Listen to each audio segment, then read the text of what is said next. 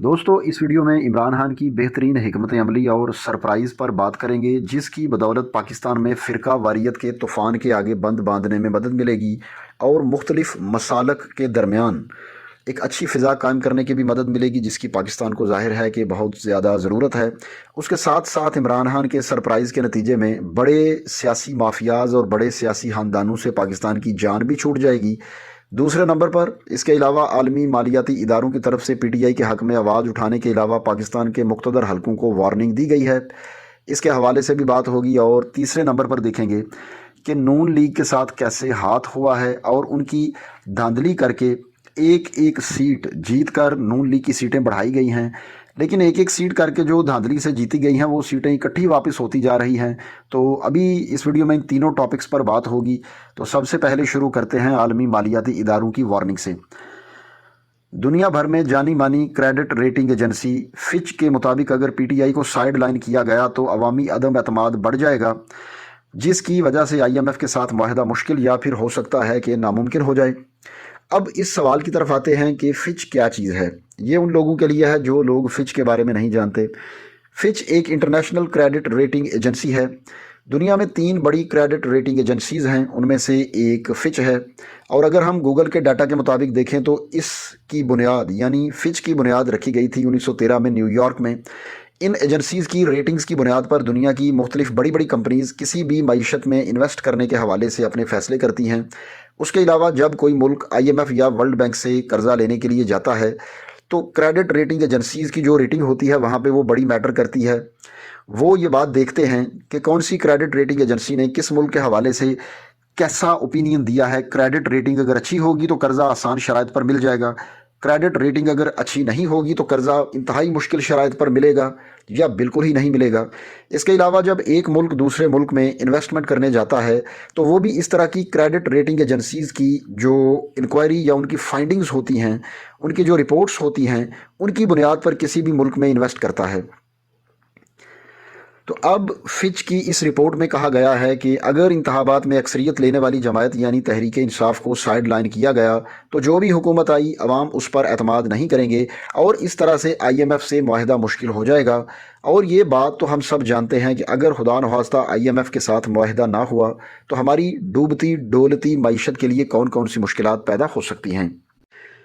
अब सवाल ये है कि फिच को ये बात क्यों करनी पड़ी कि पीटीआई को साइड लाइन ना करें बल्कि इनको मेन स्ट्रीम में शामिल करें। उसकी वजह यह है कि इलेक्शन में धांधली का इतना ज़्यादा शोर पड़ा हुआ है, इतनी वाज़ेह धांधली हुई है कि आलमी मीडिया तक ये बातें जा चुकी हैं, बहुत सारी वीडियोज़ और रिपोर्ट्स भी जा चुकी हैं कि ये इलेक्शन किस तरह किया गया। बहुत कुछ लिखा जा चुका है, हत्ता कि आलमी मीडिया मौजूदा जो हुक्मरान इत्तेहाद बनने जा रहा है, 2 पार्टियों की जो महलूत हुकूमत बनने जा रही है, आर्मी मीडिया उसको मैंडेट थीव्स यानी मैंडेट चोरी करने वाले यहाँ तक कह चुका है आर्मी मीडिया। इसके अलावा ख़ास तौर पर पिछले 3-4 दिन से जब से कमिश्नर रावलपिंडी ने अपने इंकशाफात से एक दफ़ा फिर तूफ़ान खड़ा किया है, उसके बाद से दोबारा ये तमाम मामलात हेडलाइन में आ चुके हैं। अब आलमी रेटिंग एजेंसी की तरफ से ये वार्निंग देने के बावजूद अगर पाकिस्तान के मुक़्तदर हलकों को इस बात की समझ ना आए कि आवाम की मर्ज़ी के मुताबिक उन पर कोई दूसरी हुकूमत मुसल्लत करने के क्या नुकसानात हो सकते हैं और अवाम की मर्ज़ी वाली हुकूमत उनको ना देने के नुकसानात क्या हैं और अवाम की मर्ज़ी की हुकूमत देने के फ़ायदे क्या हैं, अगर वो नहीं सोचते इस हवाले से तो फिर मज़ीद नुकसान ही हो सकता है मुल्क का और अवाम का फ़ायदा तो नहीं हो सकता। फिर इंटरनेशनल मीडिया बार बार ये बात कर चुका है कि अगर धांधली के ज़रिए मैंडेट चोरी किया गया और अवामी मैंडेट वाली पार्टी को हुकूमत बनाने की इजाज़त ना दी गई तो मुल्क आगे नहीं बढ़ पाएगा। पहले ही कमज़ोर मईशत को बहुत बड़े धचके लगे हैं और आईएमएफ के साथ मुआहदा हमारा नहीं हो सकेगा और अगर ये मुआहदा ना हुआ तो पाकिस्तान के डिफ़ॉल्ट करने के इम्कानात बढ़ते जाएंगे। लेकिन हमें दुआ करनी चाहिए कि हालात इस नहज तक ना आएँ और तमाम सियासी जमायतें और मुक़्तदर हलके मिलकर मुल्क को इन मुश्किल हालात से निकालने के लिए एक ही सिमत में काम करें और एक ही सिमत में ज़ोर लगाएं। लेकिन अफसोस की बात यह है कि फ़िलहाल ऐसा होता हुआ नज़र नहीं आता। इसके बाद अब दूसरी खबर की तरफ जाते हैं कि पीएमएलएन के साथ कौन सा हाथ हो गया है जो एक एक सीट धांधली करके इकट्ठी कर रहे हैं। एक एक सीट करके जीती हुई सीटें भी उनके हाथ से निकलती जा रही हैं और इस्लामाबाद हाई कोर्ट के फैसले के नतीजे में नून लीग के हाथ से इकट्ठी 3 सीटें निकली हैं, यानी 1 या 2 नहीं बल्कि 3 सीटें इकट्ठी निकल गई हैं। और वो इस तरह کہ وہاں پر 3 سیٹوں پر نون لیگیوں جو ان کے کینڈیڈیٹ تھے ان کی کامیابی کے نوٹیفیکیشنز ہوئے تھے، تو عدالت نے ان کی کامیابی کے نوٹیفیکیشنز معطل کر دیے ہیں۔ تو اس کا مطلب یہ ہے کہ فی الحال وہ لوگ نون لیگ کے لیے تو کامیاب نہیں ہوئے کیونکہ نوٹیفیکیشن معطل ہو چکے ہیں۔ اس کے علاوہ اسلام آباد میں بہت سے لوگ اور دوسرے صحافی بھی اس حوالے سے یہ گواہی دیتے ہیں کہ یہ تینوں حلقے پی ٹی آئی کے سپورٹرز کے تھے، یہاں سے پی ٹی آئی نے الیکشن جیتا تھا،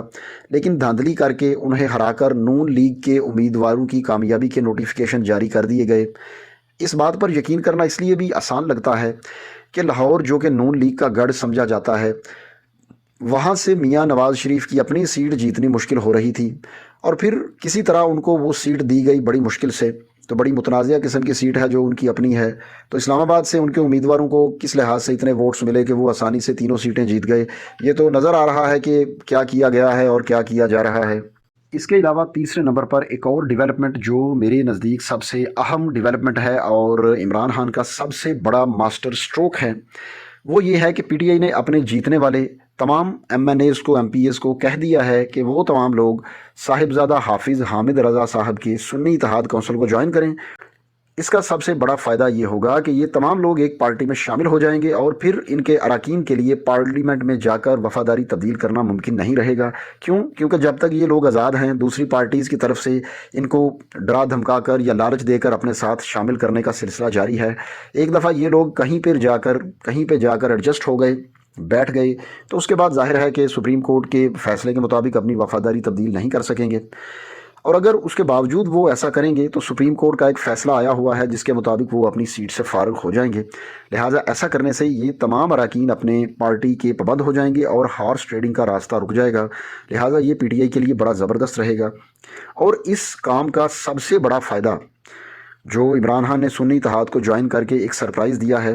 اور اس کا سب سے بڑا فائدہ یہ ہوا ہے کہ سنی اتحاد کونسل سے اتحاد کر کے شیعہ سنی اتحاد کو پروموٹ کیا گیا ہے، جس سے پاکستان میں فرقہ واریت کو ختم کرنے میں مدد ملے گی۔ اب آپ دیکھیں کہ پی ٹی آئی کے چیئرمین بیرسٹر گوہر بیٹھے ہوتے ہیں سٹیج پر پریس کانفرنس کرنے، ان کے ساتھ تمام دوسرے مکاتب فکر کے علماء جو ایک دوسرے سے اختلاف رائے رکھتے ہیں وہ بھی ساتھ بیٹھے ہوتے ہیں۔ تو سنی اتحاد کی طرف سے صاحبزادہ حافظ حامد رضا اور مجلس وحدت المسلمین کی طرف سے علامہ راجہ ناصر عباس بیٹھے ہوتے ہیں، اور اس سے اتحاد بین المسالک کا پیغام دیا جاتا ہے۔ اس کے علاوہ جے یو آئی کے شیرانی گروپ سے بھی پی ٹی آئی کے رابطے ہیں، اور وہ بھی پی ٹی آئی کو ہی سپورٹ کر رہے ہیں۔ لہٰذا اپنی بہترین حکمت عملی سے کپتان نے پاکستان کے تمام مسالک کو سیاسی مافیا کے خلاف اکٹھا کر دیا ہے کہ آپ لوگوں نے میرے ساتھ مل کر اس سیاسی ایلیٹ کے خلاف جنگ کرنی ہے اور بند باندھنا ہے، کیونکہ عمران خان نون لیگ یا پی پی سے تو اتحاد نہیں کرنے کے حق میں، باقی چھوٹی پارٹیز کے ساتھ وہ اتحاد کر رہے ہیں، اور اس کا سب سے بڑا فائدہ وہی ہوگا جو پہلے ہم نے بات کی۔ اس کی وجہ سے پاکستان میں شیعہ سنی اتحاد کو پروموٹ کیا جائے گا اور فرقہ واریت کا راستہ روکا جا سکے گا، جو کہ پاکستان کے لیے بہت ضروری ہے۔ تو دوستو یہ تھی ہماری ویڈیو اگر اچھی لگے تو لائک کر دیں، چینل پر نئے ہیں تو سبسکرائب کر دیں اور گھنٹی کو دبا دیں تاکہ ہماری تمام ویڈیوز کے نوٹیفیکیشنز آپ کو سب سے پہلے ملیں۔ اگلی ویڈیو آنے تک اللہ حافظ۔